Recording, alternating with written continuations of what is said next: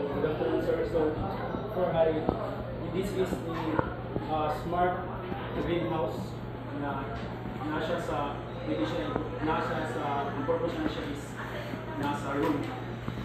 So, before I start dun sa kung gamitan niya is also I explain ang parts niya. So, gagamit mo yung keypad, LCD display, and yung fan, yung servo motor, yung moisture sensor, temperature sensor, UV lights, and the components na diri ang microprocessor, which is the Arduino Uno. So, ang purpose naman ng smart greenhouse is for the plants nga nasa susunod sa room, and kasagaran ana is ang plants, basta di siya ma-expose ng init or sunlight is mamatay siya, and di ko siya mabubuan og tarong mamatay po itong plants.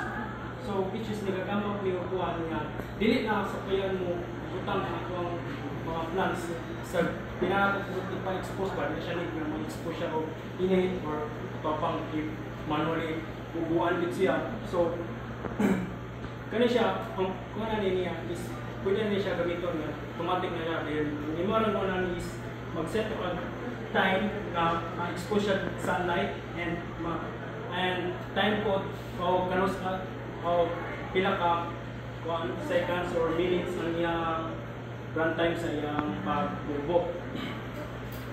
So, kani siya ang fan nato is muli siya ang exhaust intake na to. So since ang atong room ang code is kasagaran is wala to check ng pure nga air na ma-form sa tuwa, so need mo siya muna dito na siya pagawas na siya like parehas na sa aircon. Din na siya na dito sa gawas ng kuan intake para gikan sa gawas ang tuwang tuwang air.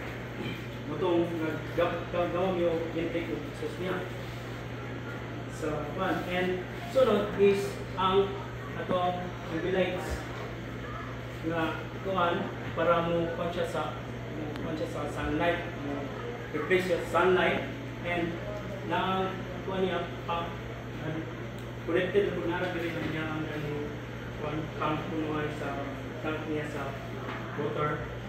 And kaning gas kumo ay uli siya ang para sa fertilizer.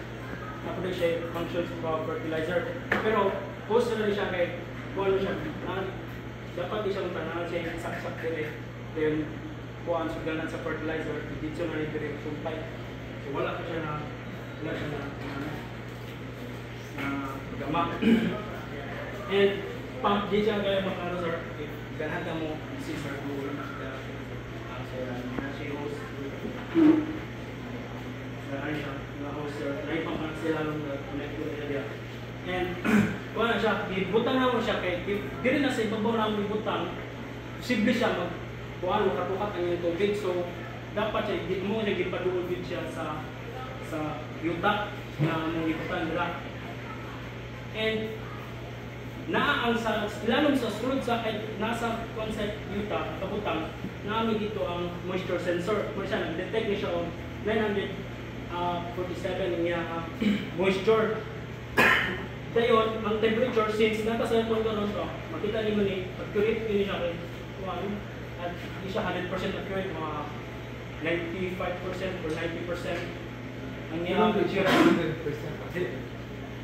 Ano siya sir, ang sensor is even katora man na siyang concert ang mga siya kung prototype mga inana pinamana ko manang pero doon na siya sa accuracy niya sir, 24.36 nakatake ko ito sir 23 ang ito ang room temperature.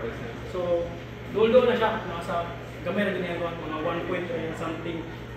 And the moisture po na ito 900 1 pa na siya, dryness pa na siya kay ang yun natin gamit, dito kayo na siya basa. So sobra na siya road if wala na siya tubig. So ato na ipagana niya ito ang one with lights. So first ano niya buhaton, kani siya A, B, C, D, kani siya nagatuan sa time. Ang A niya is seconds, ang B niya is minutes, then C is hours, and D is days. And ang atong hashtag ani, since wala siya inter-input, may mong gigamit sa display. So, may siya inter-input. First name mong haton is mo enter sa count inside seconds pa, minutes niya, or minutes, hours, days. So, dili sa seconds para dito manugay. So, ang atong input direction, ang first ani nga one is ang UV lights. Muna pinaka-importante niya. So, ito siya instead of minutes. So, sa minuto. Then, enter. Then, sunod, water duration. So, 1 second rala, kaya para di siya basta, huwag mo lang ito yung tubig ka, kaya para kung yung mag-leak, niya ito rin yung nag-balik ko niya. And so, 1 second, then enter. Then, fertilizer, ang servo motor, muna siya, connected na siya, nana siya, one sensor, pwede ka mo doon siya para makakagawin mo siya. Lock na siya niya, kanisa. So, dili kagawas ang fertilizer niya. So, atong isip kung pila ka percent o equal kay ang fertilizer, dito na siya o mga pila, dapat man na siya i-ground to mga pila ka percent yung ibutang yung mga burn o madal. So, atong isip na lang 50% ang fertilizer niya. Then, pag enter mo, automatic na siya, manganda na siya ang pump, ang UV lights o ang servo motor. Nasa ganito ang servo motor, which is kay Munich, kung pinakauna din yung gawas. So, abri siya, pag kuha niya, 50% na yung iso, then balik ko siya na 50% siya. Then, muna siya, matong nahingalag ka yung motor siya, ang pump. Then, kani siya, muna ang UV lights. So, kani, UV lights is 6% pa niya ang time na nakurot, 10%. Nilog na siya, hantod sa 100%. So, ang water na to is 100% na to. So, 1 second sa motor, dali na siya na uman. Kani siya, ato siya kumuna siya, mag-point na siya, kaya balik 1 minute. So, since different na ito, na ito na ito, kaya para start. Thank you. Banda yun, ako sa isip lang.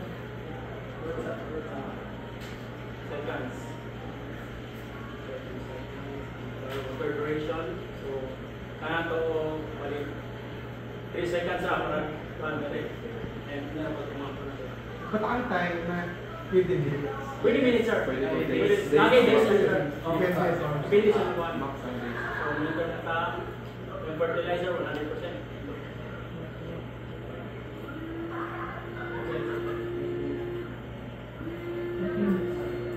Ano yung sexy? One, sir. Sapon na ako na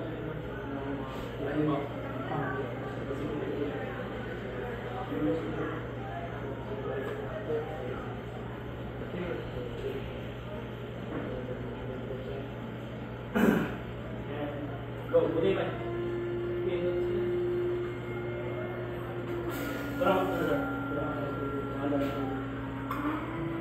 Off na siya, 100% na. And tanawan also mga itong moisture since nabasa na ito ang yuta. Hindi ka mo, moisture niya 240, 56. Para siya, wetness na siya. Kailan may yung maximum? 1,000 kapit. Yung gano'n na po? 1,200. Mura to, sir. Ito may limitation. Limitation na mo, sir, is ang fertilizer na mo, hindi na mo siya pasanay dili. Ang namang wala ikapon parts na kumakapan dito. Kanang picture ba naga-connected na post. Nya mulit man yung side kanina. So, kung magputang yan kani ang gamito, may pinigyan na gap. And limitation po na mo is kaning sa kalibras na rin LCD na mo. Minato para ganiya kung pinang-reset kay unang siya yung malfunction ko siya. Nagpapang siya na lock phone ko rin din. Kadagan niya yung components ko na nakatuloy ko ka ng Patka siguro, take mo pa yung and then just have that calculation.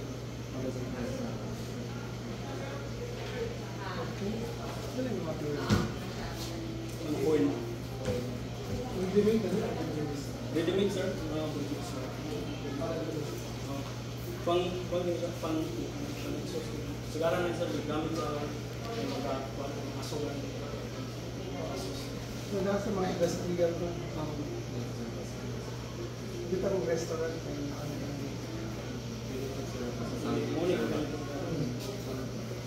Okay.